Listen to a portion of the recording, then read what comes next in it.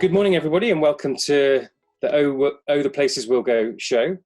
If you're in the UK anyway, it's been a pretty stormy week, a bumpy week, but this is the show that will give you a lift into the weekend, and here we talk to some amazing people and their ups and downs in life, but the path to which they became the great successes they've become. And I'm absolutely thrilled to have Karen Blackett on the show this morning. Welcome, Karen. So just to do a bit of an intro around Karen, Karen is perhaps the icon of the UK advertising landscape.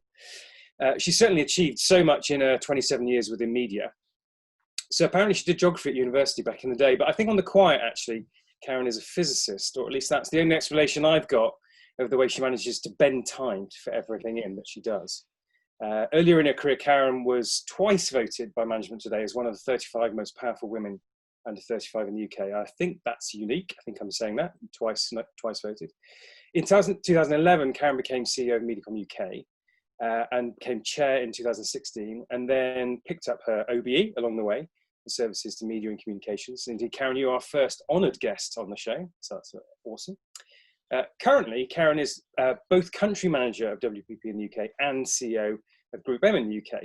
So both of these roles separately are massive. In combination, from my point of view, unimaginable, and we'll hear a bit about that. This while also being appointed as Race Equality Business Champion by the Prime Minister, no less, in 2018, having been a business advisor to the Department of International Trade prior to that. So, I mean, it is sort of unfathomable how Karen fits it all in. But from my point of view, what's even more remarkable is that Karen remains grounded and very generous, both in spirit and time for others. So, Karen, it's absolutely fantastic to have you on the show. We are indeed humbled. Thank you. It's great to be here, so thank you. Well, thank you, and I'll just hand over to Richie, and he can tee up our competition, and then we can get started. Great. Well, Karen, first of all, welcome from me as well. It's a genuine, absolute pleasure to have you on. So, guys, every week we try and give you something a little bit extra, a little bit magical, and to keep you all engaged with us. Now, I think this week we have a particularly special prize for you. Karen has been very generous and is going to donate a mentoring session to one lucky winner on the show today. So to be honest with you, I wish I could win it. But since I can't take part, it's over to someone in the audience. Now, the usual format applies. What we would like you to do is take a screenshot of the show and actually put down your favorite question that you would pitch to Karen in the post, and then copy myself, Mark, and Jordan into the post. And as you know, Jordan will then announce the winner later on today. So I do genuinely say that all of you, please do take part. This is a fabulous opportunity. So look, without further ado, I want to start asking Karen the first question. Karen, how do you fit it all in? I did do physics as an A-level, so Mark has done his research really well. But you know what? I think when you enjoy what you do or you're passionate about what you do, you find the time. And you always hear that old adage about ask a busy person to do something. And that's the same with me. I think it's a huge privilege to be able to work in the industry that I work in. It's a huge privilege to be able to have the network of people that I talk to and work with inside the industry and outside of the industry. And there's certain things which I really believe in. My dad always said to me, learn, earn and serve. So learn your craft, earn your money, serve by giving back, make sure you give back so you find the time. I love that. Earn, learn, and serve. Very, very cool. Karen, let me ask, current times, I know you've just come back from a little short break, but how has the last couple of months been for you on both, practically and emotionally?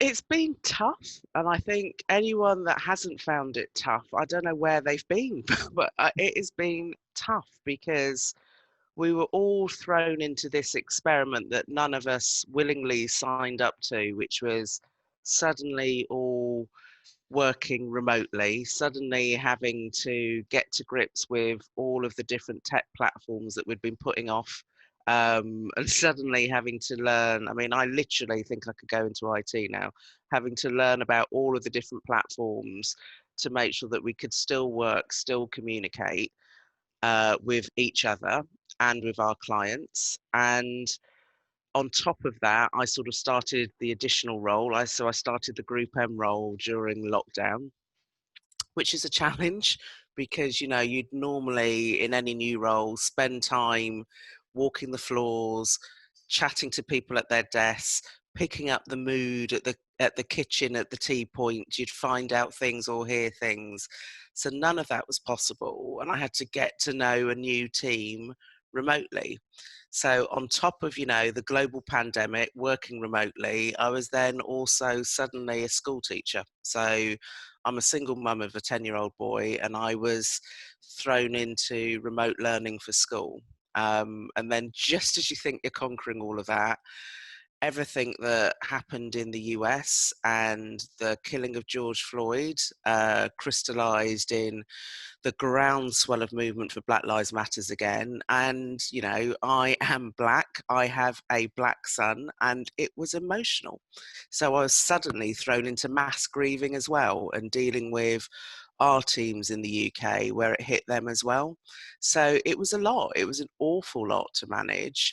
But thankfully, I'm surrounded by brilliant people, even though they're virtual and on a screen, amazing, talented people, and I know how to ask for help. And I think that's really important, knowing when to ask for help.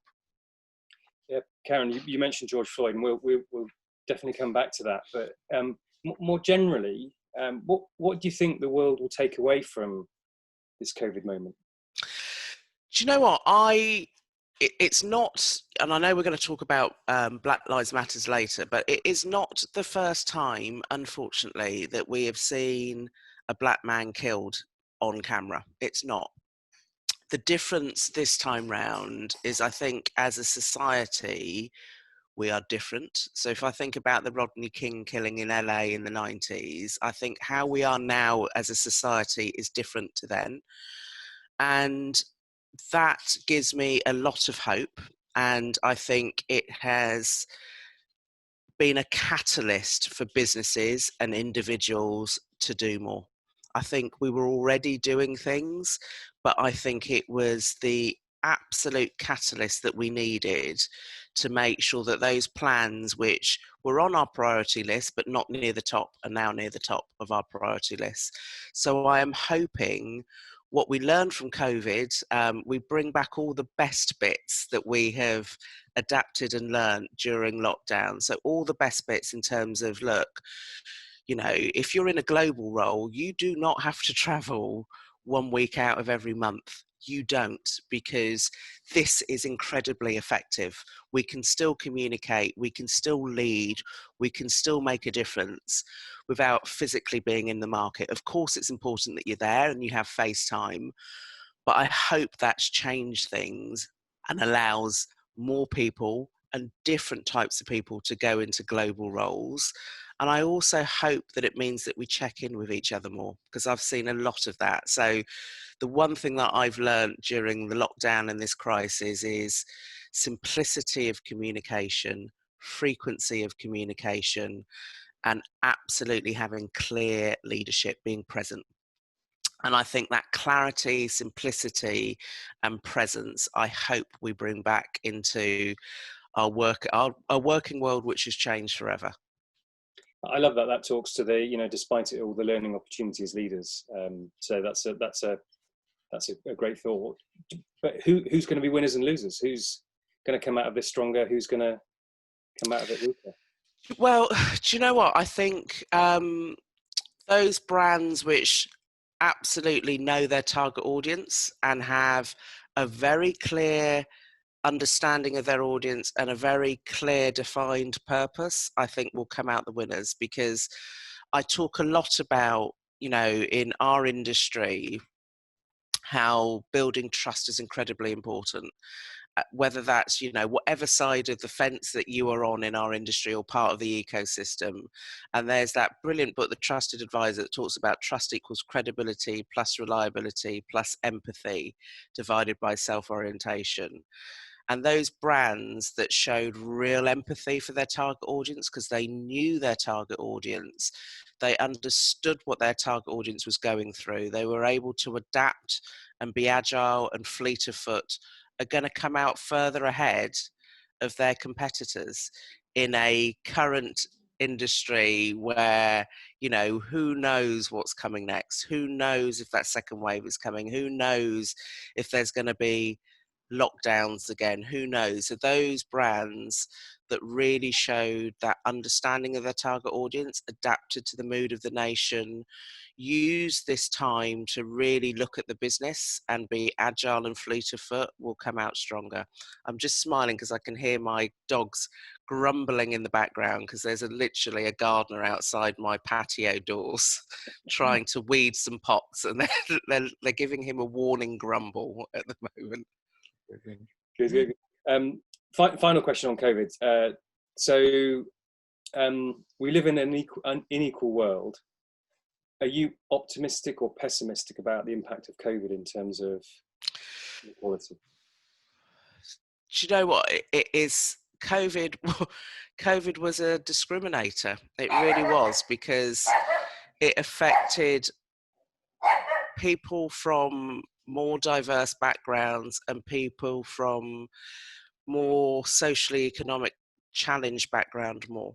And I worry about how businesses have adapted and trimmed and looked at their cost base, and whether that means that, you know, all of our industries trying to look at more diversity and inclusion, whether some of the decisions that have been made have affected that goal and mission for diversity, because I worry about who we have had to make redundant and let go, and whether we've really scrutinized who those people are. I worry that, you know, as businesses, we are really managing the bottom line, and coming out of COVID, we are still making sure that we are tightening and buttoning down the hatches and tightening our belts. And I worry about how much that means that we can spring forward in terms of more inclusion and diversity in our industry. And I worry that actually COVID has probably been the worst thing for gender equality, because as far as we have gone in terms of gender equality in our industry and in society, COVID hit, and we have found, unfortunately, that the lion's share of homeschooling, housework has fallen to the women in the family. And we've sort of gone back 50 years in terms of how we are striving for gender equality. So that doesn't really give you an answer. I'm concerned. I am worried, and I think we'll find out the true effect. You know, furlough stops in October, and we're going to have more unemployment hits. I worry when we review our businesses and we look at our businesses and we start looking at how we sprint out of 2020, and I am really sprinting out of 2020 into 2021. The shape of our business is going to be very different, and the makeup of our business is going to be very different. Well, that's a good warning that there's still an enormous amount to be done, and a nudge to all of us, more than a nudge. So thank you, Karen. Karen, I just want to pick up on perhaps touch on another sort of segment around this, and clearly being A-levels week this week, there's been a lot of talk about the lost generation, that because of the likes of homeschooling, because of the exam disruptions and results disruptions that are taking place, how do you see this impacting upon young people, and perhaps what advice could you give them at this point in time to, as use your term, springboard their careers? Look, I think you don't worry is the first thing. I have to say, and I know that's really easy to say, but I don't know anyone on this call that would have aced everything at school, and somehow we've all managed to have brilliant careers and good careers. So, and I know it seems like the end of the world as you are going through it. I know it does. If you have been downgraded in your predicted scores, you didn't have the opportunity to demonstrate how much you've learned over the last 2 years, and you see the industry or businesses or organizations that you want to go into contracting, and it's tougher to get into. I totally and utterly get it. But what you've got to do is really, you've got to be resilient. You have got to be resilient. And I say to my son, and it's something that my son's Manny says to him, for every, you know, minor setback, major comeback. And we've got to remember that. It's literally, there will be these setbacks, but there will be a major comeback that we work on. So if you're passionate about getting into an industry, you're passionate about going to university, keep trying. Literally, don't try the trodden path or traditional path. This is when you've got a zigzag. This is when you've got a hustle. We all have side hustles. This is when you really have to demonstrate your resilience and hustle, because I genuinely believe that things happen for a reason, and it's not always the path that you thought was going to happen, maybe the path that you end up on. So just keep the faith, keep being resilient, don't let it knock you back, and hustle. Now is the time to really hustle. And if you're not somebody that's comfortable doing that, employ an army of people, whether that's your parents, friends, family, to hustle on your behalf, because not everybody is, you know, wants to or able to. Make sure that you ask for help and get people to do it for you. And as an industry, we've got to be broader how we think about talent coming into our industry. And that's something that I've always talked about. We can't keep looking at the traditional routes in. We've got to try harder, and we've got to have more outreach as well, rather than just waiting for people to come in or selecting from the small pool of universities that seems to be the feeder for our industry. Karen, oh God, I mean, it's totally resonant with what you just said there. Just, you know, it's a two-way street on both these fronts. And actually what I find is the likes of digital and social today gives everybody unprecedented access to hustle harder. Absolutely. And reach into those places that you never thought you could. And so that it just totally, you know, you've hit a really raw nerve with me there. So that's brilliant. So, Karen, you talked about managing careers.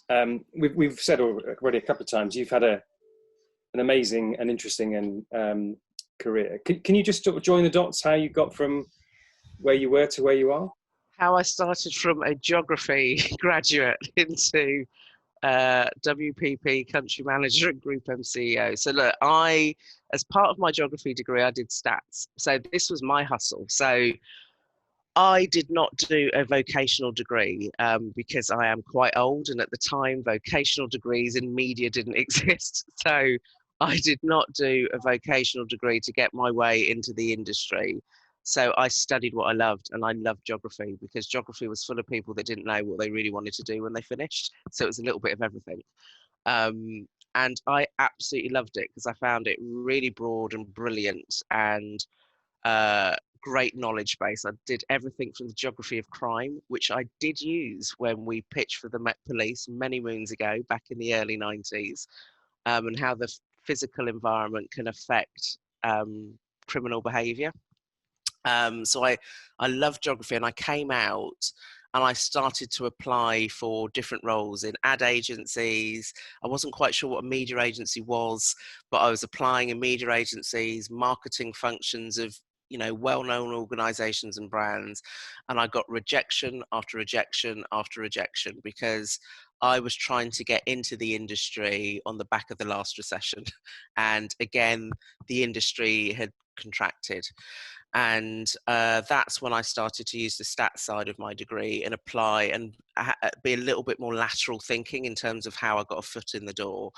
So I applied to an auditor who at the time was associated with a media agency. So it was an ad. I applied using the stats side of my degree. I went in and had an interview. They invited me back for a second interview, and I had to present on the pros and cons of Sky TV. And it was during that interview, they saw something in me and just said, you know what, you should speak to the planning teams at the agency. And they sort of pivoted me, and I went and spoke to the direct response planning team at the agency. And that's how I got a foot in the door. So I started off as a direct response planner and buyer.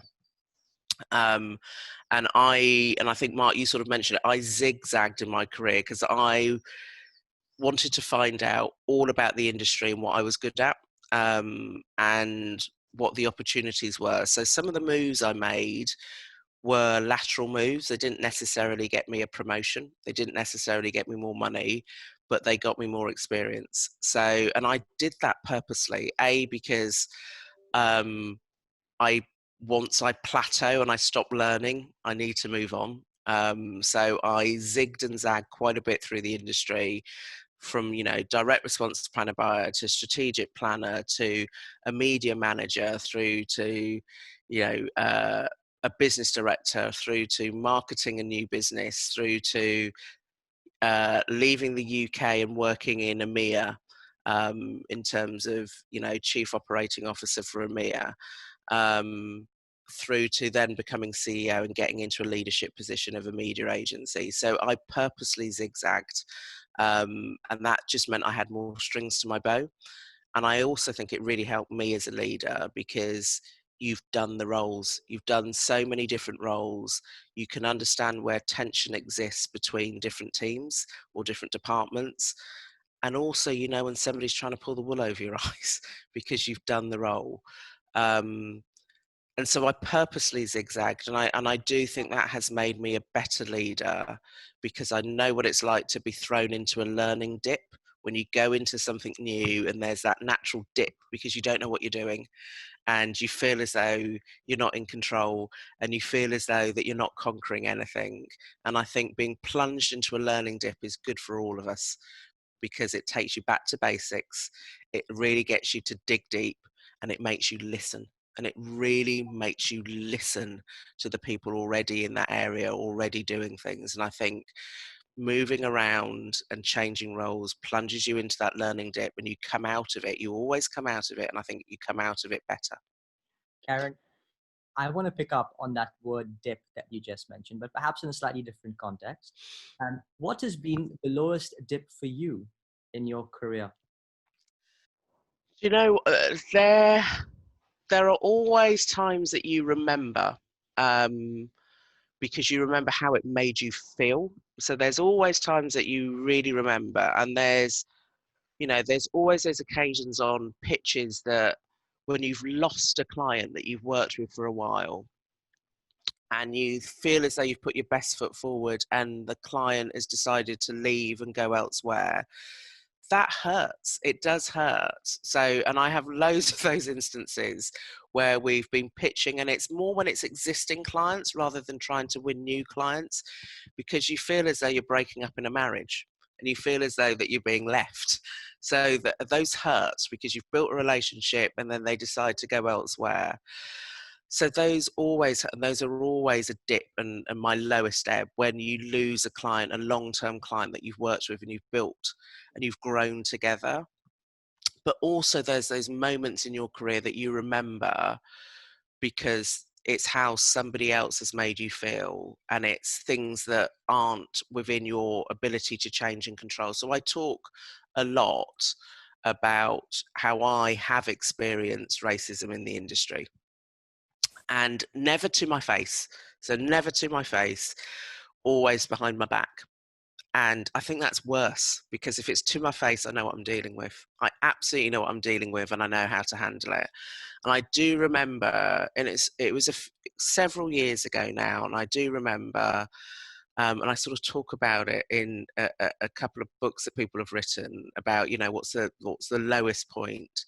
And I remember pitching for a well-known breakfast cereal, and it was when I was a business director, and we did not win the pitch, and and it's a small industry, so you sort of know your competitors, and I knew the person that was going to be the business director at the agency that won. And they did exactly what I would do. They thanked the client, took the client out for dinner to thank them for awarding them the business and to start getting to know them, and use that opportunity to start getting a bit of competitive insight to find out what all the other agencies did in their pitches. So you get that, insight into what other agencies are doing, which helps you. And so they asked about the other agencies, and they asked about the agency that I was at, and asked, what were they like? And it was 2 male clients. And the 2 male clients said, well, this agency, they were good. Actually, they were really good, actually. And we kept them in the running because they were really good. So, when it goes down to a final 2, and we were the bridesmaid and not the bride, they were really good.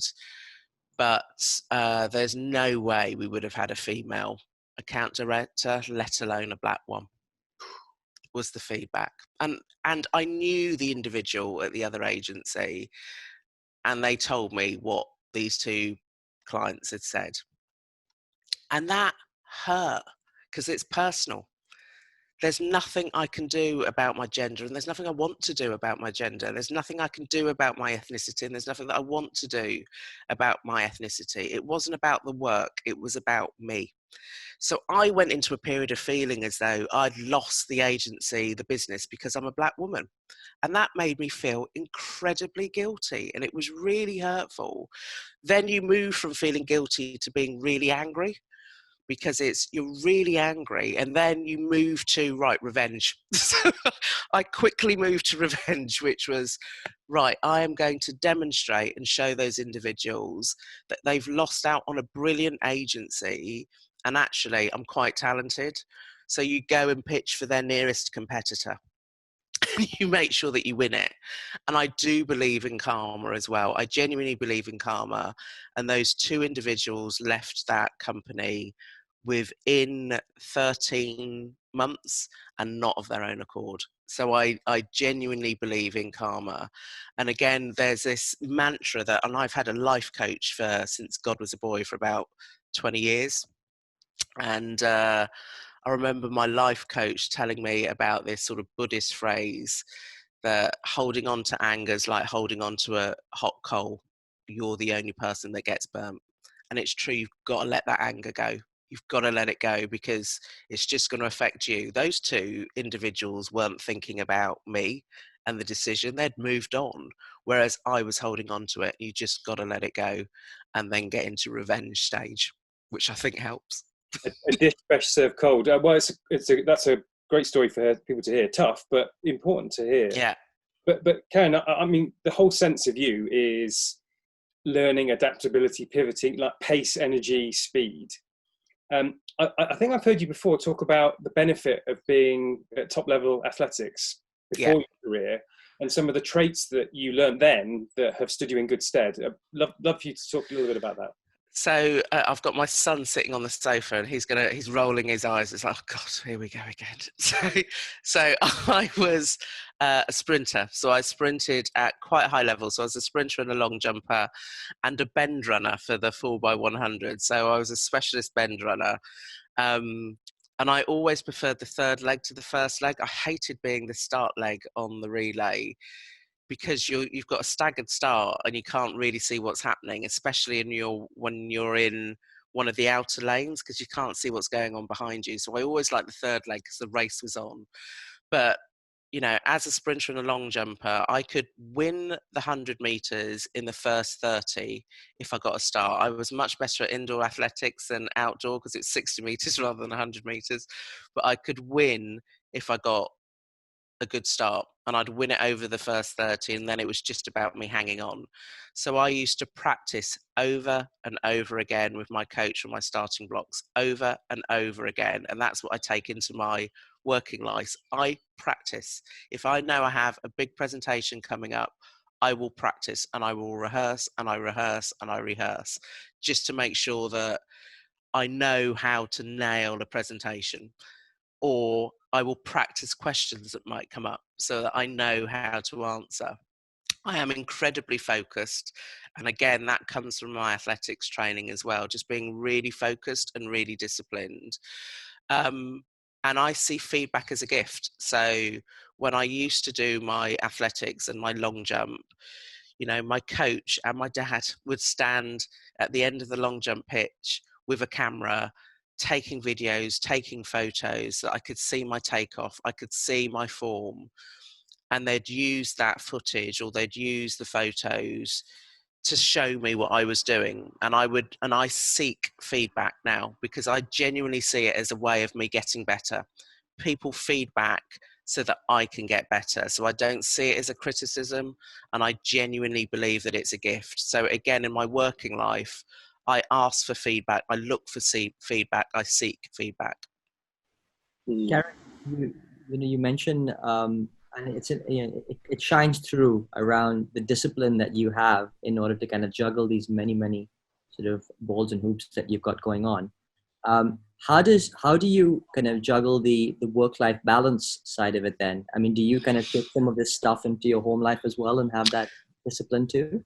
Yeah, look, I talk about work-life blend. So I met a brilliant woman called Anna Rasmussen that runs an organisation called the Open Blend Method, and she talks about how work is life and life is work, and it's about how you blend the two. And I try to do that as best as I can. Of course, I want to be present at work, good at my job. I want to make sure that I lead and reassure the teams that I work with. And I believe that leadership is from the front, the middle, and behind. But I also want to make sure that I'm a good mum as well. And that's incredibly important to me because it's just me and him at home. And so I don't want Isaac asking for ID when I walk through the door because I'm never present and I'm always in the office. So it just means that I'm really disciplined with my diary. So I am really disciplined with my diary. I will not do more than 2 evening events a week. And even that, I think, is a lot. You know, my son's going to be going through 11 plus if they go back to school in January next year. And it's really important for me that I coach, mentor, help, sponsor, cheerlead him. So that means I'm going to be incredibly disciplined with my diary. I will be doing more events like this where it's international events so that I don't have to travel. I'll still be there. I still want to be involved, but I'm going to be doing it on Zoom or Teams or whatever the platform of choice is so that I can be present and be there. But I need to be home. And this is a crucial moment for him. And I need to be home. So I'm very conscious about work-life blend, but I think it's really important that Isaac sees how much I work as well and the things that I do outside my work. So I talk to him about my work. He's involved in my work. You know, last night he was asking me about this and what I'm doing this morning and looking at the sorts of questions, and he was pretending that he could answer some of the questions and he'd be me. So it's really important for him to see that I enjoy work and that work is something that to be enjoyed, not something that you have to do.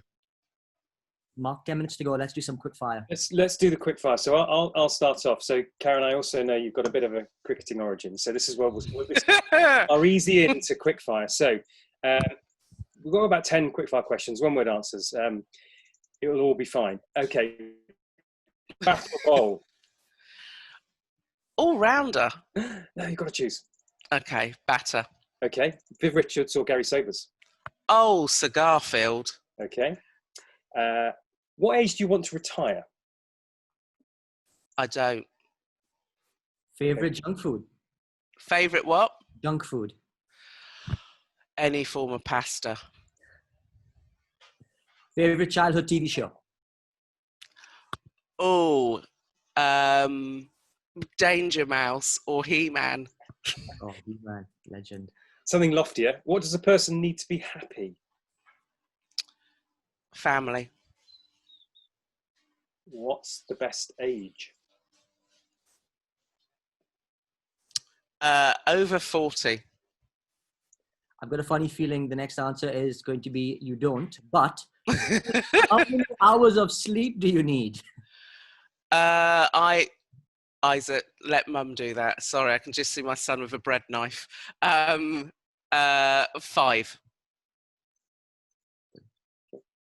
Giving presents or getting presents? Giving. If Kim Kardashian and Donald Trump were both drowning, I don't know where this is going, but go on. Kim Kardashian and Donald Trump were both drowning and you could save one, who would it be?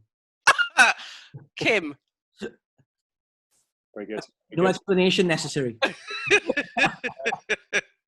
Climb a mountain or jump from a plane? Adrenaline rush jumping from a plane. Okay. And very last one. If you were really hungry, would you eat a bug? Yeah. Protein. Easy end. Easy end. Okay, we wanted to talk a bit about D&I and ethnicity, but just before we do, I just noticed Nigel Ashton's got a question, which is a good one, actually. Brilliant advice here from Karen. I'd love to know what your best piece of advice is for building a personal brand in this industry and beyond. Do you know what? So Peter Drucker did his book and about personal branding, and he sort of talked about a personal statement.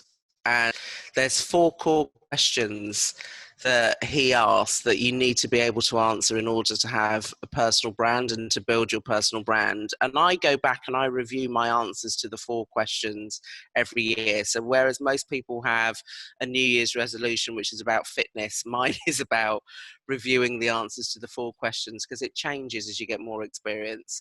So really knowing what you are good at, really understanding what it is that you're good at is the first question. Really knowing what your true values are, and you don't want a load of vanilla, lovely, generic terms. You really want to understand what your values are, and you know your values by understanding what you won't do, because the opposite of that is a value that you hold dear. So I always talk about, find those instances or think about those moments or instances where you've had some sort of visceral reaction to something that's happened in work, and think about what that situation was and the reaction that you had. Because if you think about what happened, the opposite to that is a value that you hold dear. So really understand your values. Absolutely know how you like to work. So know the conditions which gets the best out of you. So are you best about, I don't know, short lead times, long lead times, working on your own, working with others? So know how you tend to work and what gets the best out of you in terms of how you work.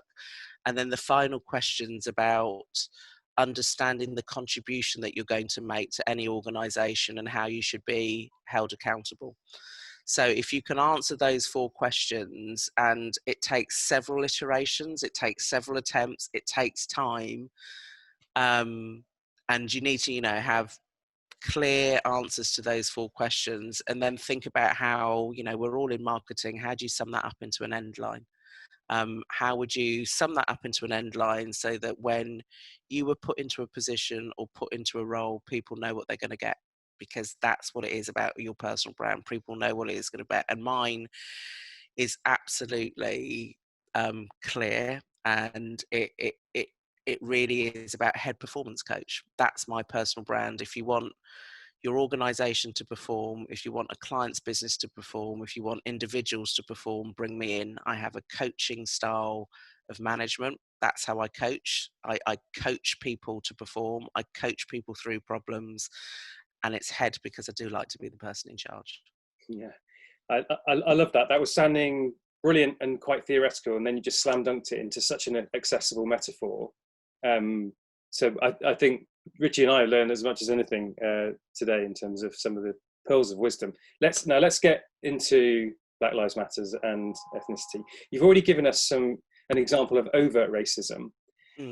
We've asked a couple of guests about some examples of microaggressions, because for many people, they just don't know, haven't experienced it. So the more examples we can share, the better, just to have an access point into some of the reality of this.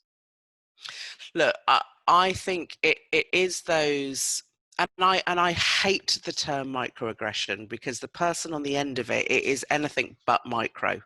And I talk about, somebody sort of said this to me, and I thought, yeah, that's such a brilliant analogy.